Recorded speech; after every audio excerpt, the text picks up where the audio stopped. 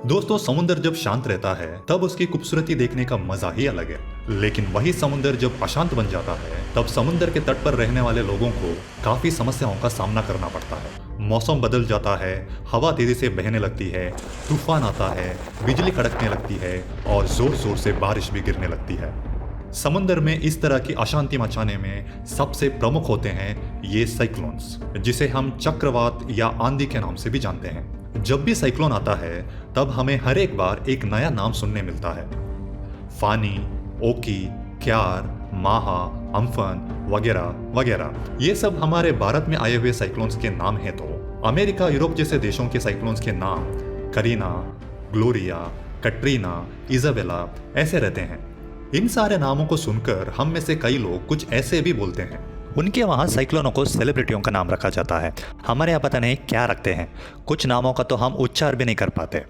जी हाँ, ऐसे वक्त में आपके मन में एक सवाल जरूर आता होगा कि ये सारे साइक्लोनों को नाम कैसे दिया जाता है। ऐसे सवालों का पीछा करते उनके जड़ तक जाकर जवाब निकालना ही प्रॉबर्स पॉइंट में हमारा काम है। तो फिर चलिए सीधे मुद्दे पे आते हैं और बिना किसी देरी किए शुरू करते हैं।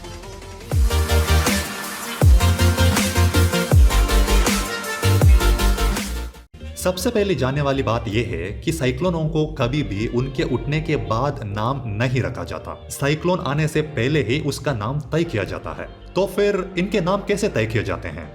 ऐसे साइक्लोनों को नाम रखने की प्रक्रिया सन 1945 में शुरू हुई थी, वो भी पश्चिम पैसिफिक समुद्र में उठने वाले साइक्लोनों को नाम देने के लिए। इससे पहले किसी साइक्लोन को उनके टकराए हुए जगह के नाम से या फिर वो आए हुए महीनों के नाम से जाना जाता था। लेकिन गुजरते समय के साथ इससे कई सारे कंफ्यूजन क्रिएट हो गए, क्योंकि एक जगह पर बहुत बार साइक्लोन्स आकर टकराते थे और ये महीने भी हर साल रिपीट होते रहते थे। इससे साइक्लोन के नाम भी रिपीट होने लगे। इससे मौसम विज्ञान विभाग को काफी कंफ्यूजन और प्रॉब्लम्स को सामना करना पड़ा। इसीलिए सन 1945 में पश्चिम पैसिफिक सागर में उठने वाले साइक्लोनों को लड़कियों के नाम रखना शुरू कर दिया। अभी अगर आप मुझसे ये पूछोगे कि लड़कियों के नाम ही क्यों रखे गए, तो देखिए, हर एक बात मैं आपको कुल के नहीं बता सकता। कुछ बातों में आपको भी दिमाग लगाना पड़ेगा। वैसे भी मेरा कमेंट सेक्शन खाली रहता है, वहां पर आप इसके बारे में अपनी राय बता सकते हैं।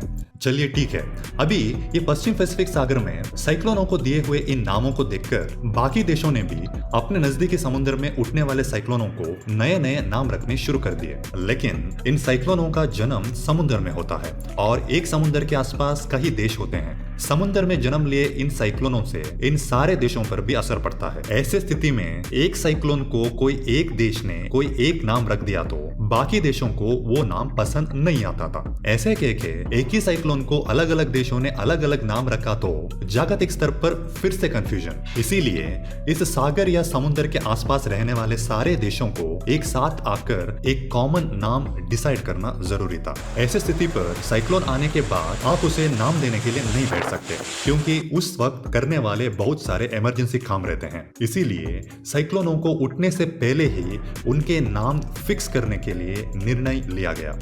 इस बात को ध्यान में रखते हुए हर एक समुद्र प्रदेश के आसपास रहने वाले देश एक साथ बैठकर अपने नजदीकी समुद्र में भविष्य में अगर साइक्लोन आते हैं तो उनको नाम रखने के लिए बैठ जाते हैं। अभी कौन कौन कैसे कैसे नाम देते हैं ये जानने से पहले हमें हमारे बारे में पता रहना होगा। हमारा भारत नॉर्थ इंडियन ओशन यानी उत्तर हिंदू महासागर के भाग में आता है। यहाँ भारत के साथ और 7 राष्ट्र साथ मिलकर बे ऑफ बंगाल और अरबी समुद्र में उठने वाले साइक्लोनों को नाम रखने के लिए आगे बढ़ते हैं। ये काम इन्होंने सन 2000 में शुरू किया था, वो भी अगर साइक्लोन की तेजी 65 किलोमीटर प्रति घंटे से ज्यादा होने पे ही उनको नाम देने के लिए निर्धारित किया जाता है। इन हर 8 देशों ने अपने तरफ से 8 नामों को सामने रख दिया। ऐसे 8 गुना 8 मिलकर 64 नामों वाली इस सूची को 2004 में रिलीज किया जाता है। 2004 के सितंबर के बाद बे ऑफ बंगाल या अरेबियन ओशन में 65 किलोमीटर से ज्यादा तेजी से अगर साइक्लोन उठता है तो उसे इस लिस्ट में से यथाक्रम में नाम देने के लिए तय किया जाता है। इस लिस्ट के नामों को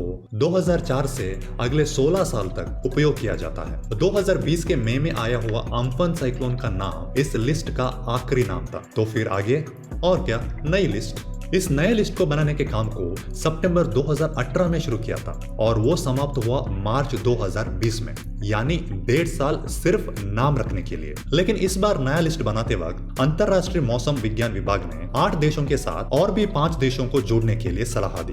उसके अनुसार अब 13 देश अपने तरफ से 13 नामों को आगे रखते हैं। ऐसे 13 गुना 13 169 नामों वाली इस नई सूची को अप्रैल 2020 में रिलीज किया जाता है। जून 2020 में आया हुआ निसर्गा साइक्लोन को दिया गया नाम इस नए लिस्ट का पहला नाम था। उसके बाद 21 नवंबर 2020 को अरबी समुद्र में उठे हुए साइक्लोन को दूसरा नाम गति रखा गया था और उसके 2 दिन बाद यानी 23 नवंबर को आंध्र प्रदेश और तमिलनाडु में आतंक मचाने वाले साइक्लोन का नाम था निवार, जो इस लिस्ट का तीसरा नाम था। और नवंबर 30 से दिसंबर 5 के बीच केरला, तमिलनाडु और श्रीलंका में आए हुए साइक्लोन को चौथा नाम बुरेवी रखा गया था। अगर इसके बाद कहीं बे ऑफ बंगाल या अरबी समुद्र में साइक्लोन उठा तो उसका नाम टॉकटे रखा जाएगा। ऐसे यथाक्रम नाम देते देते 13वां नाम मोचा होने के बाद फिर 14वां नाम बिपरजॉय, 15वां तेज, ऐसे नाम रखते जाएंगे। इस लिस्ट में रहने वाले नामों को अगले 30 साल तक इस्तेमाल किया जा सकता है कि भारतीय मौसम विज्ञान विभाग ने राय व्यक्त की है।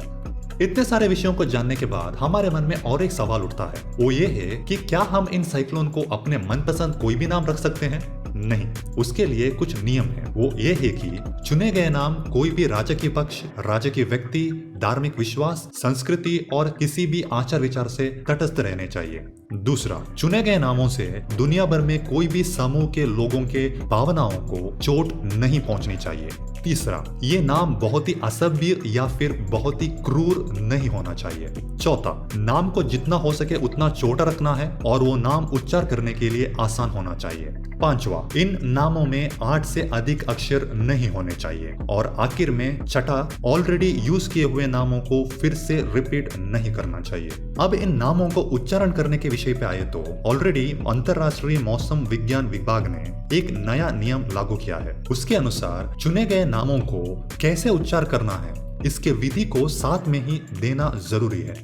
इसीलिए इन सारे 169 नामों के उच्चारण विधान को इन नामों के साथ ऑलरेडी दिया गया है। हमारी कहानी ऐसी है तो बाकी देशों में ये नाम कैसे रखे जाते हैं? फॉर एग्जाम्पल, अगर हम उत्तर अटलांटिक सागर के प्रदेश को देखें तो वहां पर हर 6 साल में ABCD के रीति में पुरुषों के और महिलाओं के नाम रहने वाले इस लिस्ट को रिपीट किया जाता है। मैंने जो अभी आपको बताए हुए वो नियम सिर्फ हमारे उत्तर हिंदू महासागर के क्षेत्र में ही लागू होते हैं। बाकी प्रदेशों में ये नियम उनके आचार विचार के अनुसार थोड़े बहुत बदल जाते हैं। उसके प्रकार इस उत्तर अटलांटिक प्रदेश में एक नाम 6 साल में एक बार रिपीट होता रहता है। अगर कोई साइक्लोन बहुत ही भयानक रहा तो और उससे अपार नष्ट और काफी लोगों ने जान गंवाई हो तो उस साइक्लोन के कड़वे याद के लिए उस नाम को निवृत्ति दी जाती है और उसके जगह पर उसी अक्षर से शुरू होने वाले दूसरे एक नाम को जोड़ा जाता है। इसी तरह हर एक समुद्र प्रदेश में अपने प्रादेशिक नियम के अनुसार इन नामों को रखा जाता है।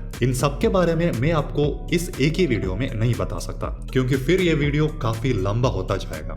इन सब के बारे में आपको इंटरनेट में काफी जगह पर पढ़ने मिल सकता है। मैंने ऐसे कुछ लिंक्स को यहाँ डिस्क्रिप्शन में डाल दिया है। आपके पास टाइम और इंटरेस्ट हो तो आप इन पेजों को विजिट करके अपने समय का सदुपयोग कर सकते हैं।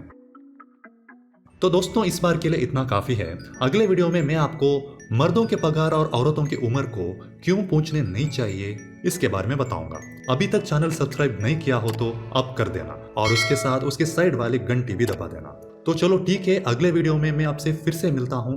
तब तक के लिए टेक केयर।